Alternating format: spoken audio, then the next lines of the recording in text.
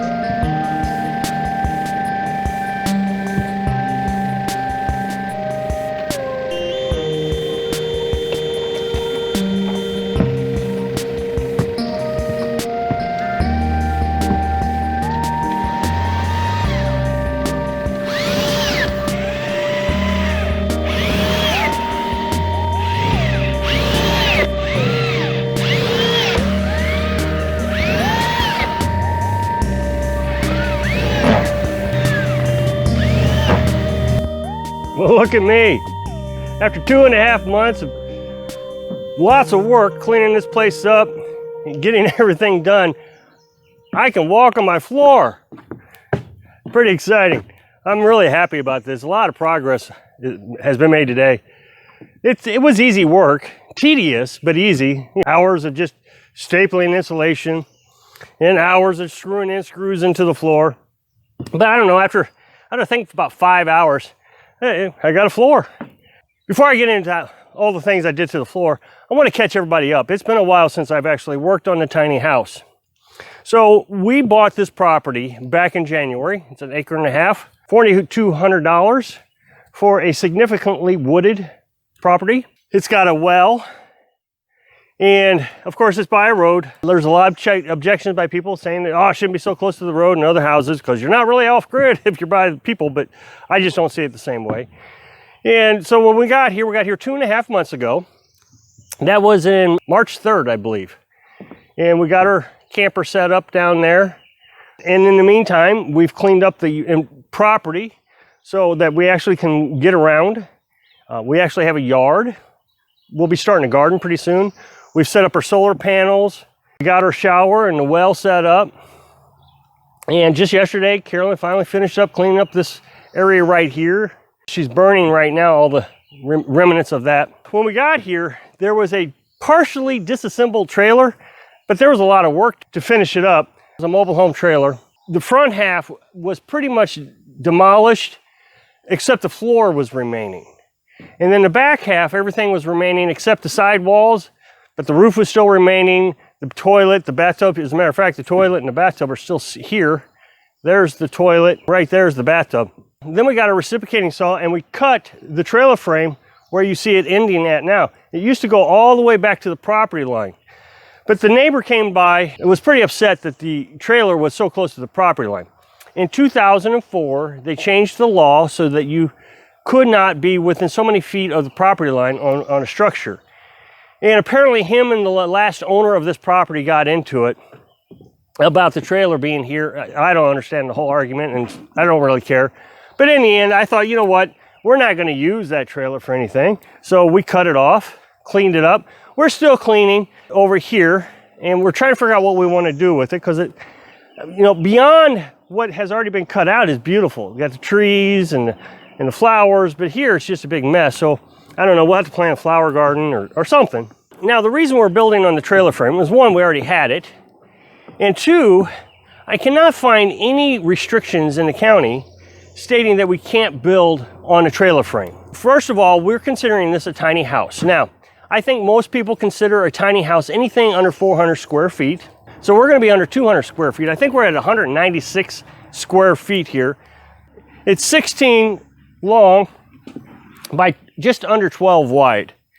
And really what we've done is that we set it up exactly like the mobile home was set up. Now, they used particle board for the flooring. We used real plywood, but the 2x4s that made the frame actually came off the mobile home floor. So when we tore up the floor, 2x4s were here. Now, we've reinforced, as I said before, the strength of the trailer frame and the 2x4s. So we have all kinds of support underneath the 2x4s. First, we got the trailer here, and that provides structure. Then about midway through, I put two 2x6s and two 2x4s. I put them together in one big bulk beam. So there's a beam running right down the center of this now. And of course, you got another beam here. Then on the floor seams, like right here, instead of using tongue and groove, I put a 2x4 the entire length at each seam. So there is a massive amount of strength here. I have no worries that this thing's going to hold up. And I recognize a lot of people think I should use 2x6s, 2x8s to build the frame. And I'm just not going to argue about it anymore. I'm very satisfied with the 2x4s. Mobile homes, like I said, are built like that. So if a mobile home can do it, and I actually made it stronger than a mobile home, then I'm very comfortable. Now, the frame, since we used all that recycled material from the trailer, cost us $36. So the $36 was the beam that we had in the center here, and the screws to put it all together. So all the 2x4s were absolutely free. Then we bought the insulation. You saw me install the insulation today, and the plywood. We just bought that, what, 2 days ago. And that came up just over $200. So right now, we've invested in our little tiny home, just over, I don't know, $250 or something like that, with the screws and the insulation and plywood. So that's all we've invested in our tiny home. Now, our goal is, as I said many times before, is we're going to spend $500 a month to build our tiny house. Should take us about 10 months if everything goes the way we want to. In 10 months, we should be able to have this finished at $5,000. That's the goal. Today, what you saw me do was I just cut R13 insulation and I put it in between the 2x4s.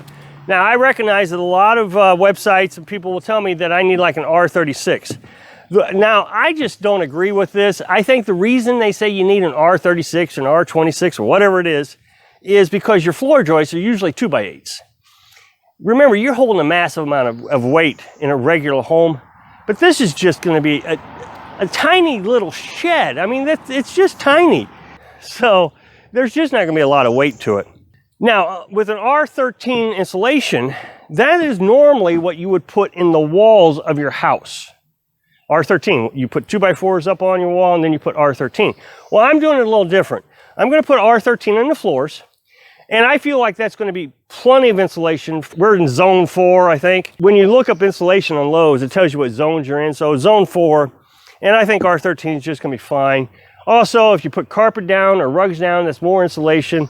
I'm just not too worried about this floor getting cold. Then we're going to put 2x6s on the walls. So instead of R13, we're going to use R19 for the walls. So we're going to be quite a bit heavier on insulation in the walls. Now remember, heat rises. So what's going to happen is any cold that is in the house is going to drop to the floor anyway. Then we're going to go up like R26 or R36 or whatever the recommended size is for the ceiling. Then I screwed down the screws onto the floor today. I Googled how far apart they should be. Google said about every 8 inches, 2-inch screws, and I screwed them down every 8 inches. And you can see I ran a chalk line on every one of my floor joists, so I would know where the floor joist is, and I screwed them down. It took a couple hours, just sit there and screw them down. Not hard work at all today, but it was very time consuming. Now, I know a lot of people are going to tell me what I did wrong, and I've heard of all before. Just so you know, I'm recording this video 7 days before you actually get it. Of course, I record it today, and then tomorrow morning I will edit it, and then I'll upload it to YouTube. And then I let YouTube sit there and think about it for a week. In case they don't like it, then they can say, okay, we're demonetizing this or whatever. So just recognize that if you've got any complaints about it, it's already done. There's not much changes that we can do. Now, the last thing I'm going to do today is I'm going to put a tarp on it. I bought a tarp that's going to cover the whole thing at Harbor Freight. So for 2.5 months of being here on the property, I feel like we've accomplished an enormous amount. We installed a wood stove last week, an outdoor wood stove, and we're getting that ready for next winter. I'm going to make some modifications to it. I feel like it's burning a little bit too fast. Wood in it lasts about 6 hours, and I would like for it to last about 8 hours. So I'm going to seal up the front doors, and you can buy some gasket material. We've got almost a full cord of wood cut and stacked. Thanks for watching.